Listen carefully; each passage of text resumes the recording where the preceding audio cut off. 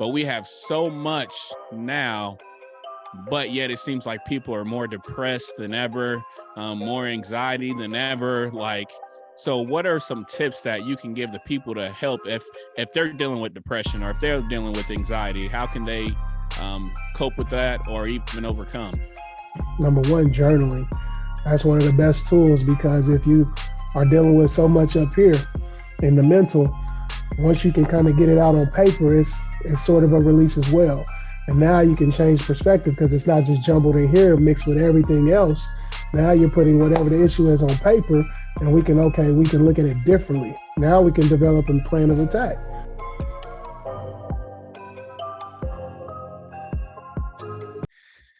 All right, welcome to the first edition, the first episode of Let's Move Up podcast. I'm your host, Cliff Bunville. Man, I'm super excited. I'm glad to be here. I'm glad to kick this thing off. Let's Move Up podcast. What it is, we have a mission, and the mission is to motivate, inspire, and equip you, the listener, the viewer, to equip you to move up in different areas of your life, whatever area that is, whether it's finances, whether it's career, whether it's mental, spiritual, it doesn't matter. However, wherever you need to move up, we are here to help you. So today I got a special guest with me, the man, the myth, the legend, my brother from the same mother, Domonick Crane. Welcome, Domonick. Man, appreciate you for having me, bro. I'm glad to be here. Awesome. So next, that's a nickname. So an old nickname. Very old. Probably fifth grade, sixth grade. Man. So let's start off by tell the listeners exactly who you are, what it is that you do currently. Well, like you said, my name is Domonick Crane. I am a mental health professional, a licensed professional counselor. What I do is help individuals struggling with different mental health disorders and helping them get back on their feet, get back on track so they can have a productive life. Awesome. So man, so we know who you are, we know what you do now, but let's go back and let's let the listeners in on your story as far as, when you started, how you started. Let's go back to high school. Tell us a little bit about how high school was. Oh man, high school was probably the easiest time as far as academically. It was no work really involved. I played sports, had a very diverse group of friends that I hung out with, from athletes to nerds to some are who considered criminals now. And so I come from a very diverse background as far as my high school goes. Played all 4 years basketball, played 1 year football. Graduated with no plan though, because high school was just so easy. I really didn't have direction. I just knew, okay, get your grades. That was it. Straight A's and B's, whatever. And so I went through that course and finished it with no issues, but no plan though. Yeah. And so. Okay. So, and of course I know, because again, I am your brother, but the listeners don't know, so you're talking about you went through high school, you did well, but just didn't have a plan. But let's dive in if we can. So again, we have the same mom, but we got different dads. So let's dive in a little bit. Can you talk about your father? I would if I could, my brother.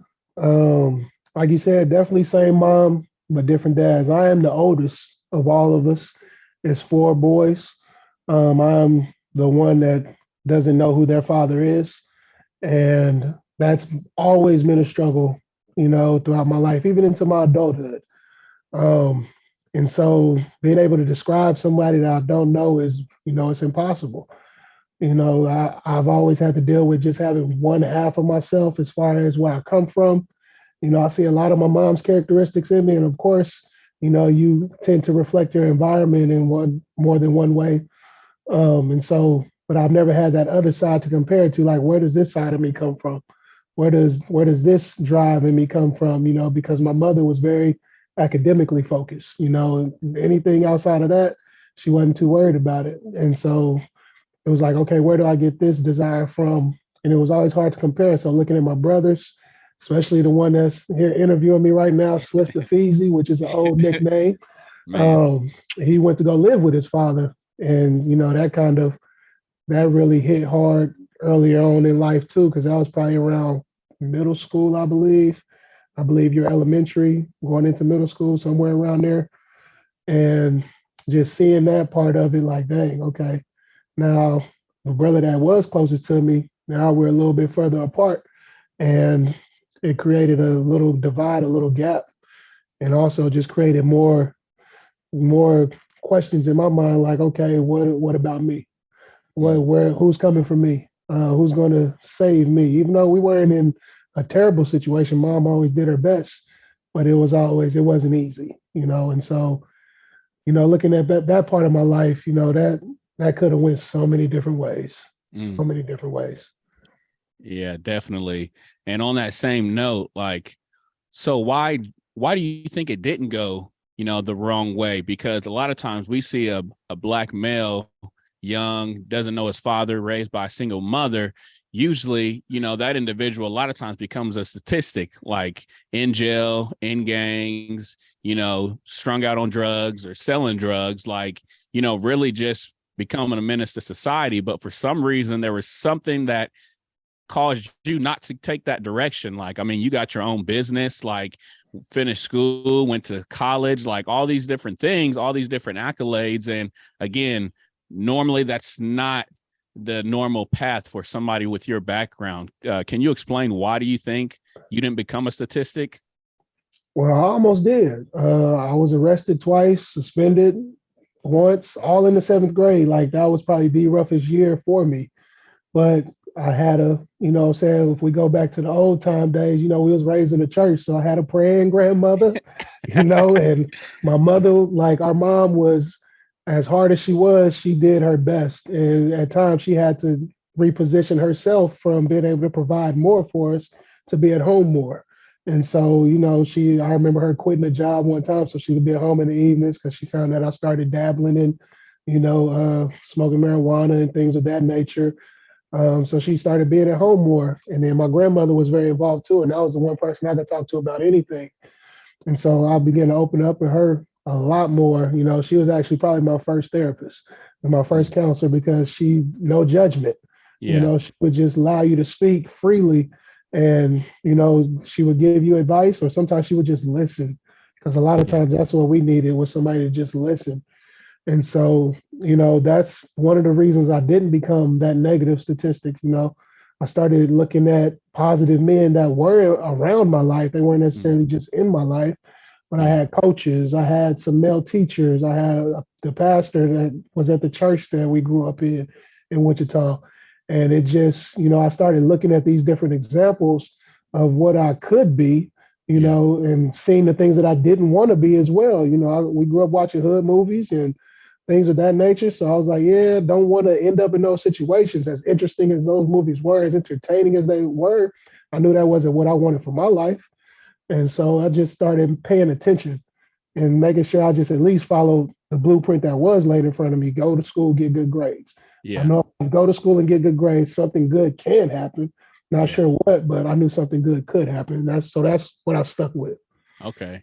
Awesome. Yeah. So I like what you hit on. You talked about, seeing these other role models, these men that were doing some good things, and, that exposure. And I think that's huge, because I always talk about, finding a mentor, and it doesn't necessarily have to be someone, it's good if it is, but like today with technology, man, you can really just connect with anyone. You can listen to anyone. I mean, books, just different things, but expose yourself to, that positivity, that those individuals that are going down the right path. So that's definitely huge.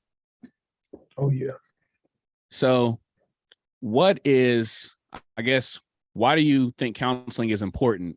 Because being a counselor, again, that's the profession you have chosen. And so explain to the people listening, like, why it's important, because there's some people that are listening that, maybe have a counselor, maybe don't have a counselor. Maybe there's some people listening that maybe have thought about the idea of possibly needing a counselor, but don't really know, if they really do or what. Can you kind of talk about, like, why it's important to have a counselor? Man, well, you said what I chose. I honestly feel like this profession chose me Okay, yeah. because I didn't, like I said, didn't have a plan. But to answer the question, counseling is very important because it's one of the few places where you should be able to come and just bear all. You should be able to let loose and just release so much. And not only in the releasing of so much, but then you get to gain perspective. You get to gain tools. And all this should be coming from somebody, excuse me, who's unbiased, who has no stake in your life, and their only job is to help you. And so the reason why I feel like counseling is super important is because a lot of times the world goes so fast, but counseling allows things to slow down just a little bit. Now we can really assess our situations, assess what may be our pitfalls, assess the things that are tripping us up, and then we're able to have tools, develop tools and overcome these things so that we can have the productive life that we want to have. Awesome. Man, the tools, that's what it's about. Like those tools to be able to help you get over and deal with the different things that you might be dealing with. So, man, thank you for that. So on kind of on the same note, what do you think are the biggest misconceptions about, people seeing a counselor? Are there any misconceptions that you can think of? I mean, they're not necessarily I cannot think of the word right now, but we call it the stigma. There's a lot of stigma attached to it. And some of the stigma is, growing up in the Black community, what happens in this house stays in this house. Come Go on. to church, go Come pray on. about it. You know what I'm saying? Just don't worry about it. It'll be all right. And like there's a lot of things to where people have learned to, suppress, Yeah. it down, or, try to hide it up under the rug. But, one of the things I like to use the most, like if you continuously sweeping something under the rug, how big is that pile going to be that their rug is? Come on. The counseling, like, it is just super important. Like, people feel like, you just, they don't, it's hard to trust. I think that's one Yeah. of the biggest things. It's hard to trust and it's hard to find the right one. Yeah. It is kind of almost like, sticking your hand in the hat and trying to pull out just to see, okay, hopefully this fits. Yeah. But, it's super important to never give up because Yeah. once you find the right one, man, they'll open your mind up to so many different things and allow you to see parts of yourself that weren't necessarily clear to you and allow you to go heal, to continue to grow through life situations and not just continuously suppress, hide, and run from. We can't continuously run from stuff because it's Yeah. going to continue to show up. So counseling allows you to just get that exposure to yourself, Yeah. to see who you truly are and to, fix the things you want to fix or strengthen those areas that are, not as strong as you want them to be. Yeah. Man, because I know from personal experience, like definitely as we go through life, we all go through different situations, different, circumstances, different struggles. And it's just like stuff gets piled on us. And a lot of times we hold that stuff in and we don't really like to talk about it. There's a lot of things that we don't like to talk about. But again, it's definitely not healthy. And at a certain point, like you can literally like explode like internally where it's like not a physically thing, but mentally, emotionally, like, and just crack and just break because of, the weight of all that stress and pressure. So, they say confession is good for the soul. Like it's not just the act of being able to speak it and to get it out. I mean, that's the type of release. And, sometimes, you talked about trust and you may not have certain individuals that are close to you that you can trust. And I think that's why it's important, with the counselor, because here you have this individual that they don't know you, Adam, for me, like they don't know you. They're a source that's outside. Like they're not somebody that you really know all your dirt and all that stuff. Like it's somebody that, like I said, doesn't know you at all. And so it gives you that opportunity to really like, speak on certain things and, they're professional. And that's what I like. They're not taking this information to go run and tell somebody else, because guess what? Some of y'all are talking to your boy, talking to your girl, you're talking to whoever, like, your homie down the street, somebody you work with, and you using them as your counselor. And guess what? They run and telling all your little business, all your little business, and you wondering why everybody know about your issues in the workplace. And look, you need to be talking to a counselor, not your homie sitting next to you in the cubicle. Facts. Just had to get that out there. So, but man, so let's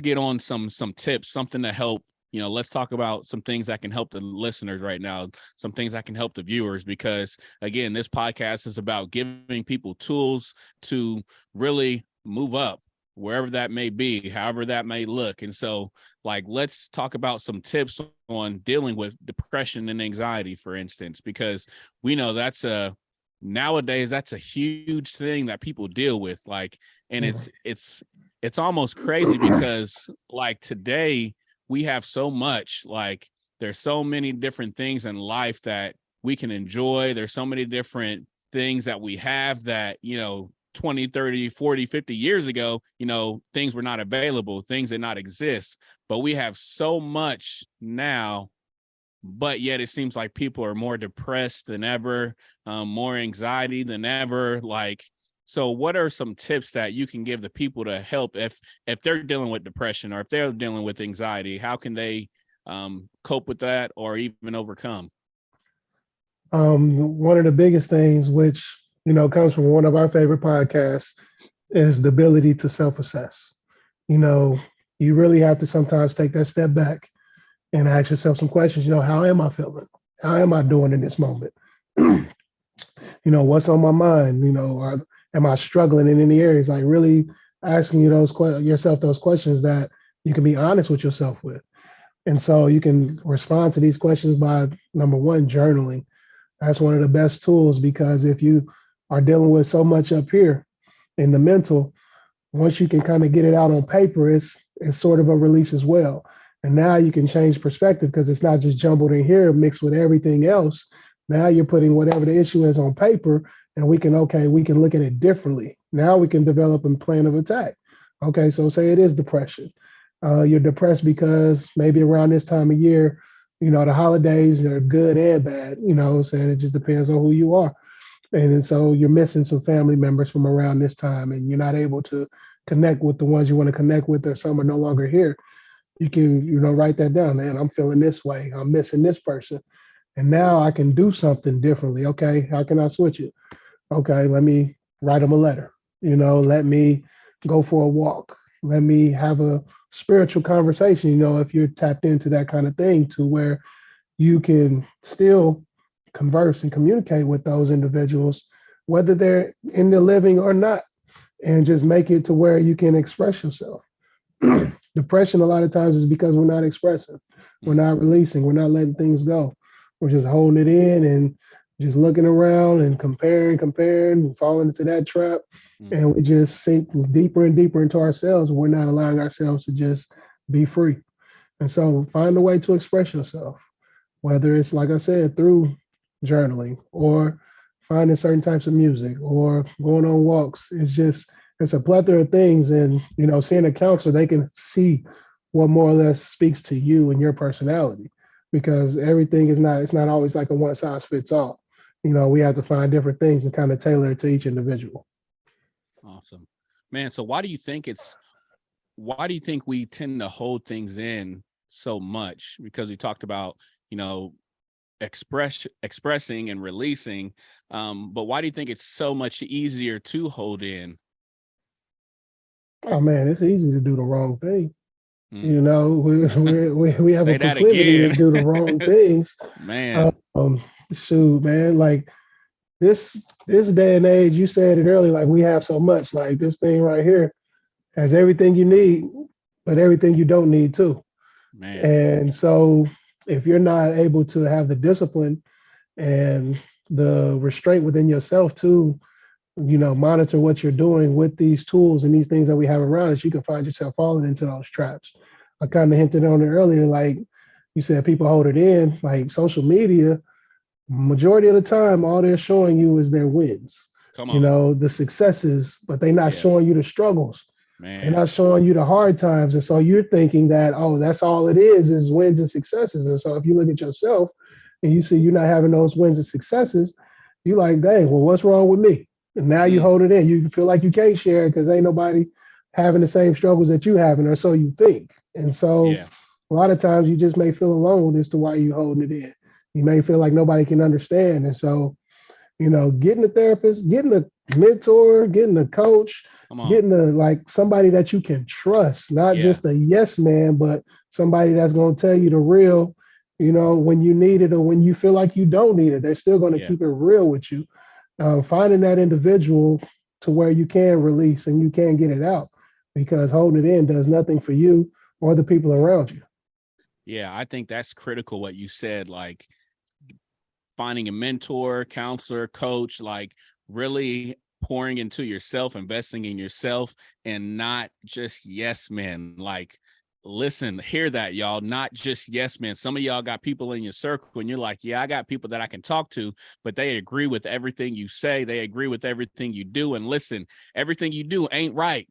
Everything you do ain't the best thing for you, because if it was, you would be in a better situation right now. Like, hear me. It's like you got to find people that will really tell you, like, nah, you need that ain't what's up, bro. Like, you need to straighten up. Like, that ain't nah, you need to go back and talk to your wife. Like, nah, you need to like you got to have people in your circle that's really going to tell you the truth, like the hard truth, no matter if you like it or not. Like, and that's what's critical, because man, too many times, again, people around just want to say yeah, yeah, yeah, just because they want to be around you. Like, and it's definitely, you gotta, like you said, self-assess, evaluate, self-assess yourself, but self-assess your circle as well. Like, you can have individuals, friends that you kick it with, you hang out with, you like to have fun, but then you need to have those individuals that you can really talk um to get that guidance, that circle of influence, is definitely critical.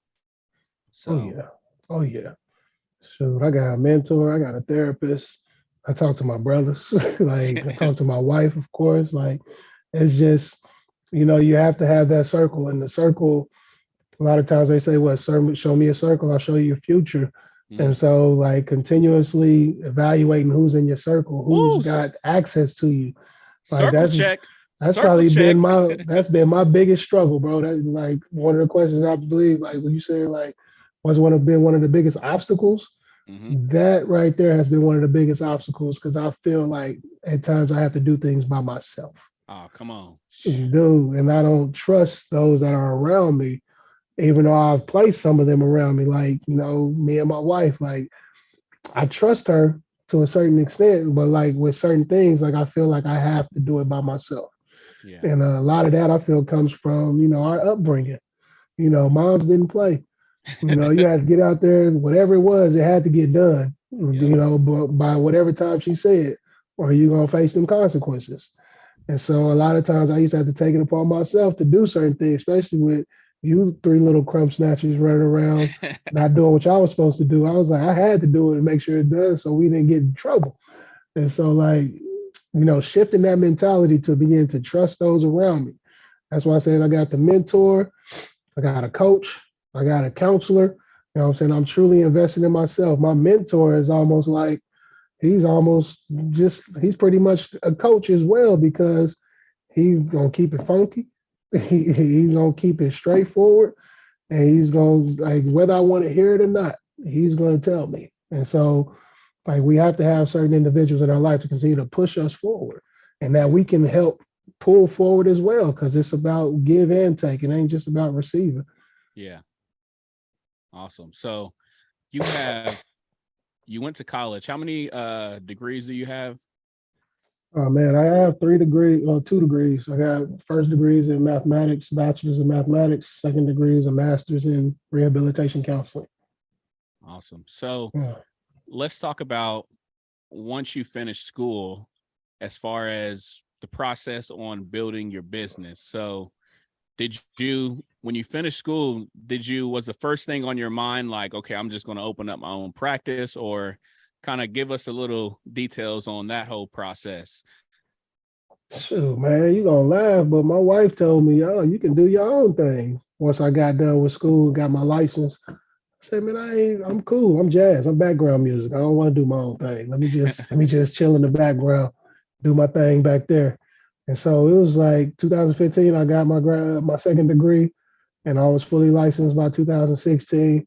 And like I wasn't thinking about no business. Honestly, it wasn't until we moved to Houston 4 years ago and after having a couple experiences with some agencies and some companies down here, I'm like, man, I might as well get out here and just try it.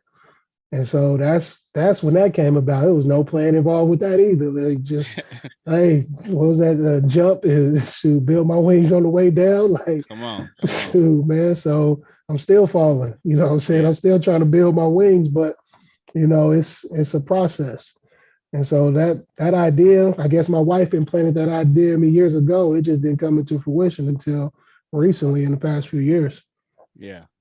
So yeah, I think that's important that, you said you just jumped, like no plan. And, people might be hearing this and be like, man, I gotta have a 5-year plan, a 10-year plan and all this stuff. But sometimes like wanting to have that detail of a plan is causing you not to move forward at all because you Hmm. constantly trying to develop that plan. You constantly are trying to develop your systems and make sure everything is perfect before you step out. And guess what? It's never going to be perfect. It's never going to be exactly how you want it. And so because of that, you stay exactly where you're at instead of moving up like you're supposed to, moving up like you can, because you're waiting for that perfect time. So I think that's so important. Like just start. Like listen, if you're listening to this, start whatever it is. Like you know what it is. You've been holding it in your mind. You done written down your ideas. Like you've been talking about it. Like you've been doing all this stuff. You've been doing Hmm. all this planning. Like just start. Like today, start today. Like seriously, like, and just take that step. And as you go, you can perfect it. As you go, you can develop it. As you go, you can make changes. You can find out what works, what doesn't work, and all these different things. But you got to get out the blocks first, like straight up. Man, you hit it right on the head. You can't fix your form, your running form, if you're still in the blocks. Come on. Can't get to the finish line if you're still in the blocks. Like, you know what I'm saying? It doesn't have to be perfect for us to get started, but your intentions need to be there in order to get started. You got to really set your mind, okay, this is what I'm going to do. The Yeah. how isn't always important. Sometimes it's just straight up the what. This is what I want to do, so this is what I'm going to do. And so the how will come along. Like right now, I'm in transition from solo practice to group practice. Like, and so I don't know how. I just got Yeah. the what. And so I'm focusing on the what. Yeah. What do I want? I want to expand. So this Okay. is what I'm gonna do. And so the how it'll come along. I just gotta continue to be intentional about the what. So Yeah. don't wait. Don't wait because time waits for no one. You don't want to Man. be what 30s. Well, we in our 30s now, but you want to be in your 40s and 50s, like, man, woulda, shoulda, coulda. It's still Man. not too late then. Come You know what on. I'm saying? So if you got it in your mind and it's something that's been on your heart, I promise you, you won't be disappointed in yourself if you just go try. Come on. Just Yeah. try. It's better to try and fail than not try at all. Man, regret is serious. Oh Like, man. whoo, you do not like I think that's one of the biggest things for me, like that has been driving me and pushing me is like not wanting to deal with regret, like Mhm. the whole what if, the whole, woulda, shoulda, coulda. Like, I don't want to get to the end of my life and say, man, I wish I would have stepped out on my dreams. Man, I wish I would have attempted, like, because ultimately, like, if you step out and it doesn't work out, oh well, you're in the same situation you were. But if you step out and it works, then man, your life is getting ready to move to, man, you're getting ready to move to a whole different level. And so it's so critical. But yeah, that regret is like, man, it's crazy. I see too many people like that's just living through life like a robot, like just, everything is routine and just, just a cog in a wheel and just, you know, it's crazy. But again, they have hopes, they have dreams, but they don't think that anything can work. So they just like, whatever, I'll just, they'll stay a dream and I'll just live life and, do what I got to do. And one day, like, they're going to look up and they're 50. They're going to look up and they're 60. They're going to look up and they're 70. And they're going to be like, man, when I was 20, I had this idea of doing this, but I was too afraid to step out on that. Like, that fear is something serious. Like that, when you talk about fear, like, man, that's fear is what's holding a lot of people back from, a lot of different things. Like, and you talk about stepping out on your business. You talking about, finding a counselor, finding it there, like talking it like fear, like people are afraid, like it's like Nightmare on Elm Street, like like and that's that's one of the tough things. Like, so talking about fear, like how do you get over fear? Shoot, man, one thing you got to recognize about fear is you're scared of something that hasn't even happened or something that's already happened. Man. And you like it doesn't exist. Like, it truly doesn't exist in the present. And so if you can really begin to focus on, okay, why am I hesitant? What's really holding me back? And get to the core of that, like, that's overcoming. Yeah. That's getting through it. Like, I like what Les Brown said, false evidence appearing real. Like, it's not real. Yeah. Like, we're worried about what could happen. Come on. A lot of times that fear is nothing but anxiety. And anxiety is when we're worried about something that could happen. But a lot of times the things we're worried about that could happen never do. Never do. Yeah. And so not every time. There are some things. Let me make sure I'm clear. But come on. It's developed in the brain. Like, it's definitely in our not in our cerebral cortex, but it's in our P brain system, in our limbic system, and like everything is recorded. And so all the fear is the brain kind of is doing its job. It's alerting us of a potential danger or a potential something that could be potentially harmful for us. But a lot of times we don't even assess what the threat possibly is. We'll just stick with it and stay stuck. No, like, we got to get down in there, see what it is. Okay, I was scared to kind of start my business. Well, what's holding you back? What do you need to do that's different from what you're already doing? The only thing I have to do now is talk to people as far as getting these credentials, getting some contracts, and that's it. I'm still doing therapy. I'm still doing notes. I'm still doing billing. Like, nothing really changes. So what am I really afraid of? Yeah. Like, get to the meat. Once you get to the meat, you can get through it. Yeah, I think that's, looking fear in the face. And like you said, a lot of times it's that whole the idea of something, like, and not really being real. It's like, when you're a little kid, like, you're afraid of the monster under the bed or the monster in the closet. Well, if you open up that closet, you'll see that there actually ain't no monster there. If you look under the bed and actually face it, you realize there's nothing under the bed. Like, there's nothing to really be afraid of. So, like, definitely facing that fear is definitely key, because there's so many different things that, man, people can just get frozen by fear. And it's like I said, I get it, because there are times where you like, where the unknown, it's like, I really don't know how this is going to turn out. And so you're afraid. But I think, like I said, just facing your fears, and it might not even be, the thing you're afraid of, but some other fear that you might have, like, just the act of facing fears, I think will help you, like, on a day-to-day basis, doing those things that you're afraid of. And instead of just walking away from it or not doing it, but just saying, like, I'm going to do it, like, actually going the opposite way and stop running from fear and start running to fear. Like, instead of saying I'm going to avoid the things I'm afraid of, and actually start saying, okay, what am I afraid of? Okay, I'm going to tackle that. Okay, I'm going to tackle that. And I think that's how you build habits of facing your fear, to where then you literally become fearless. Like, you ain't afraid of a whole lot, because you're so used to facing your fears. So man, dude, I would even add, like, running to it, but running through it. Like, get to the other side of it. You know what I'm saying? Like, don't run to it, run through that joker.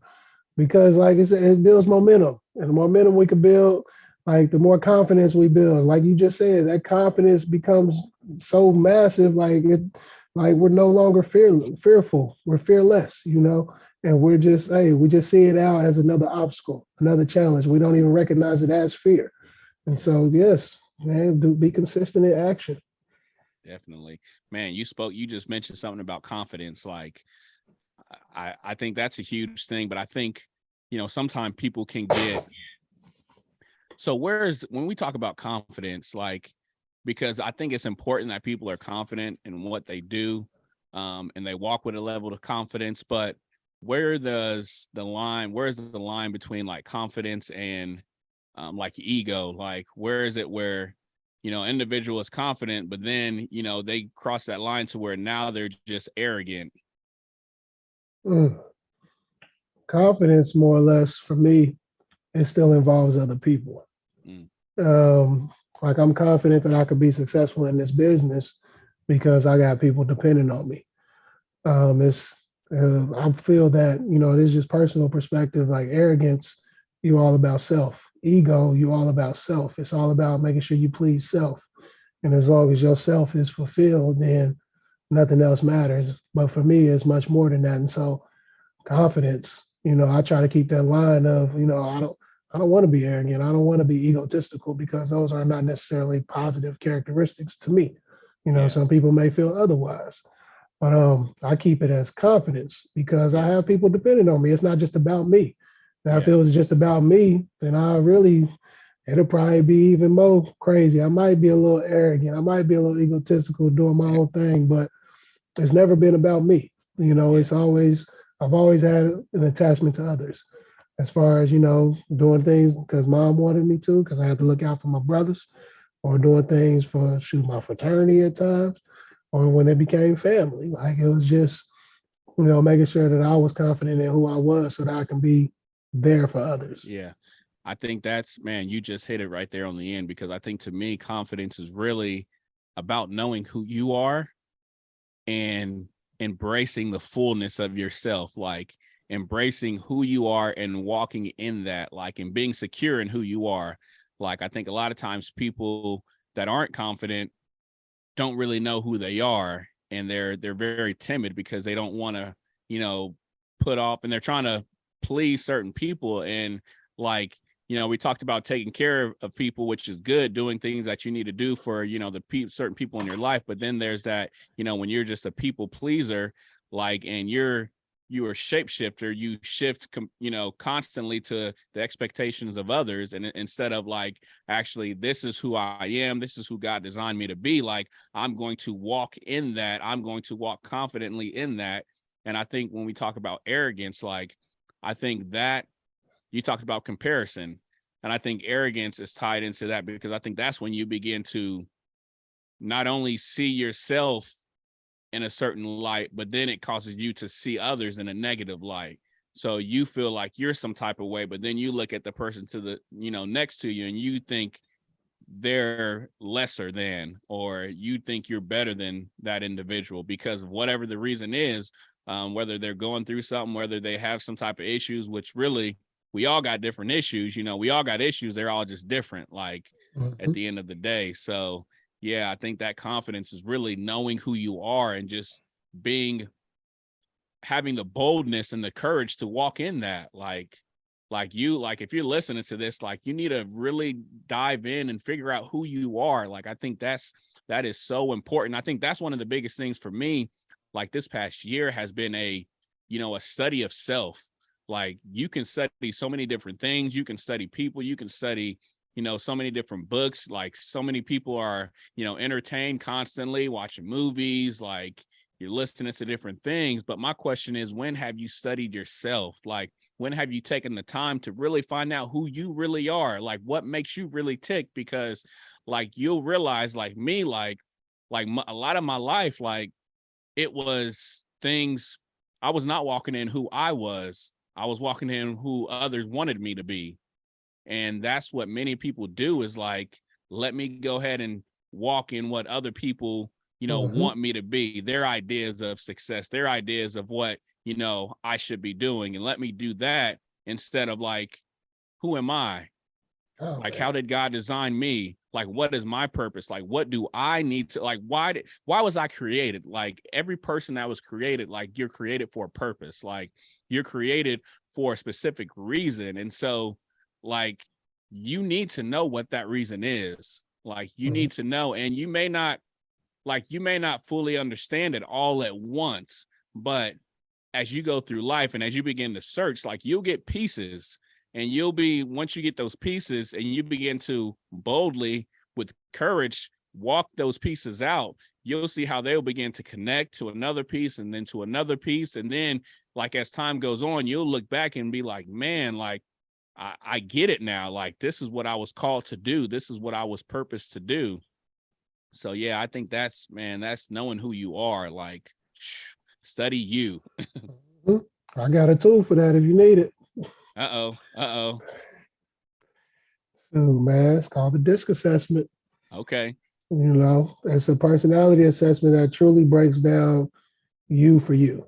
Yeah. Breaks you down into 4 categories: the D, I, S, or C.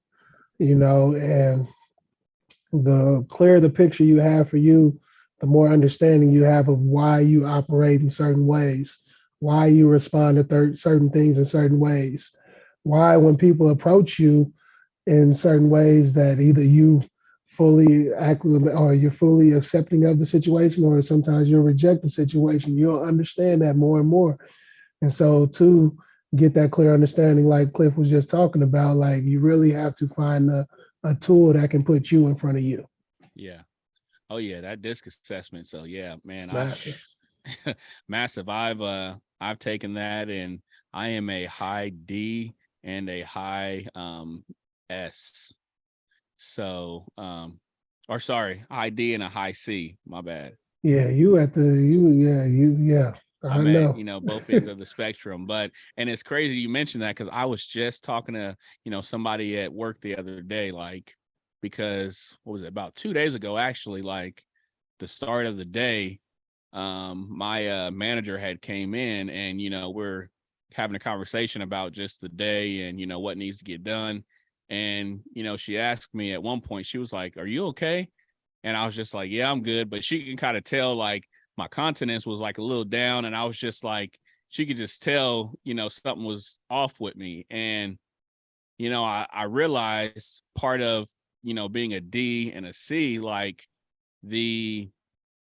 one of the things I realized that I studied was that things that are unorganized or chaos drains that Drain you all the personality. way.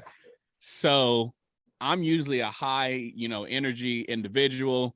I'm usually like very positive. But again, I realized that there's a lot of different things going on, things were unorganized and like just different things. And because of that, I could literally, the energy is just draining from me. Yeah. Like, and she could see it, she could tell. But I think the key is like, yes, the DISC assessment definitely lets you know who you are, lets you know like those blind spots. But then like take it a step further, like then you have to figure out, okay, how can I, make the adjustments, like in those areas where I'm weak. Like it shows you who you are, it shows you your, your pain points, your weak points. But then you have to, I think intentionally be like, okay, what am I going to do about, these areas that I need to work on, those areas of improvement. So like even me after that, like, the next day I was thinking about it, and I was just like, you know what, I can't use that as an excuse. I can't say because, things are chaotic and things are unorganized, that gives me the right to just, allow my energy to be gone and be in like just a mopey condition. Like, number one, like I should not give anybody the power to steal my energy. Like that's first and foremost. Like, and that's something I realized. I'm like, I cannot give them the power and say I'm, down, I don't have energy now because of them or because of this situation. Like, no, I realized I need to take that power back. Like, and so I was just like, okay, next time I start feeling that way, like I need to A, recognize it, and then B, like I need to get out that situation, like get out that mental mindset, whether that's, moving, getting up, going for a walk, doing some self-talk. Like maybe I need to like put in my headphones and just listen to a couple minutes of some positivity or something to get me back into the right mindset. Like, so I think that's, not only just assessing, self-reflecting, but then having that boldness to make the adjustments. Like it's one thing to know, but then it's another thing to know and then do something about it. So controlling those controllables, man. You know, having things in place because there's not necessarily like weak areas on that disc assessment. Like you have the things that you're just naturally better at. But if Yeah. the charts that I have, because I have a different one than probably the one that you took, there's qualities on top and qualities on the bottom. So if you score low in certain areas, it still shows the qualities that you possess on the bottom. And so if there's qualities that you want to be stronger in or that you want to develop, then that's where we got to begin to put the focus and put the shift in. But there's just going to be things naturally that you just do Yeah. that it's you can't necessarily change that all Hmm. the way. Like you're just going to always naturally kind of be drawn to that.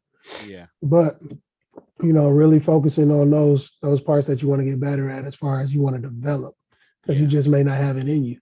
Yeah. So, Yeah. I think also environment with that as facts. well, knowing when and where, like certain attributes may be great in certain environments, like especially in like your natural setting where you have the control on a lot of things, but sometime in other settings you might have to tone certain areas down, you might have to try to tone certain ones up, and it may not be like for extended periods of time, but like being able to make those adjustments based on the environment, because like I said, different environments calls for different things. Like, Superman was Superman when he needed to be, like when there was, a villain, when there was things going on. But, when he was in the office, Lois Lane, like he had to be Clark Kent. Like he couldn't be Mhm. Superman in the office. Like, so I think environment is key. Like, Oh yeah. definitely. Oh yeah, it plays a big factor as well. So one question I do want to ask you, and let's, talking about your business, like what would you say is what has been one of the biggest failures on your journey to building out your business? So not managing my time Mm, and losing some belief in self mm, along the way. Because I started back in September 2019 as a DBA while I was still working for another place. And then once I got the final straw at this other agency, I jumped all the way out the window in March of 2020. But what happened in 2020? We had the shutdown. Like soon man. as I quit and got my LLC 2 weeks later, yeah, the world shut down. Mm, And so really trying to figure it out from that part, like, dealing with the COVID, dealing with, everything that came with that and trying to, be a new entrepreneur, it kind of deflated the belief a little bit and allowed me to or caused me to waste some key time. And so over the years, I've tried to continuously, just do better with managing my time because that is the one asset that we get renewed every day as long as we wake up. come on. And we have to use it wisely every day because we can't get it back. Once it's gone, it's gone. You can always get money back. You can always gain new friends, new relationships, but you can't get your time back. And so I think that's been the biggest failure. So this year, well, the past few months, I've implemented, some accountability Come on. and got people on my neck, making sure that I use my time wisely. Yeah. And so that way, during this transition, like I said, from solo to group, it'll be far more productive than it was when I just jumped out here on my own in the beginning of this situation. Man, did y'all hear that? He said accountability. Like he realized where the gaps were, and he's getting accountability. Like that's huge. Like some of y'all need some accountability. Like I need you to find some accountability to hold you accountable to what you need to do. And that's how you're gonna fill them gaps. So as we getting ready to get to the end of this podcast episode, man, let me ask you, you know, one of the final questions. Like, if you could be remembered for one thing, what would it be? Man, I've always said that if I can change one kid's life, then I'll change the world. Mm, And so I want to have even more of a greater impact in that area. To I want to be remembered for the impact that I have on kids, especially those kids that come from those difficult situations that I've come from. And so that's going to be the focus going forward, is to make sure that I put some things in place, start a foundation, and get that thing going, because I want to have impact in that area and be remembered for that. Man, that's amazing. I love it. I love it. So where can people find you at? What's your website, social media? Like, let us know where they can find you at. All right. My website is www.cranescounselingllc.com.